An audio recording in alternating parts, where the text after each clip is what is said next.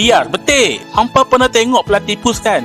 Ni sepupu dia dari negara yang sama. Ini ialah echidna. Binatang ni tergolong dalam keluarga Tachyglosidae yang ada 4 spesies berbeza. Tapi yang paling biasa jumpa ialah dari spesies short-beak echidna atau echidna paruh pendek. Ia boleh ditemui di hutan hujan dan kawasan berbatu di Australia serta Papua Nugini. Echidna ni ada paruh macam burung nah. Paruh ni tak ada gigi. Jadi bila nak makan tu dia akan gunakan lidah dia yang panjang untuk menangkap semut dan anai-anai. Dah tu dia ni tak ada perut biasa. Bila dia telan tu teripik usus lah. Kalau sekali tengok nampak macam landak kan. Tapi dia ni tak ada kaitan langsung. Dia ni sama macam platypus, sejenis mamalia yang bertelur. Memang depa sajalah mamalia dalam dunia ni yang ada kemampuan ni. Lepas telur tu menetas, anak echidna yang dipanggil pugil akan menyusu sampai besar. Tapi echidna tak ada puting susu. Susu dia keluar daripada liang-liang kulit macam peluh. Dan si pugil ni akan jilat dari perut ibu dia. Memang pelik, nak haram.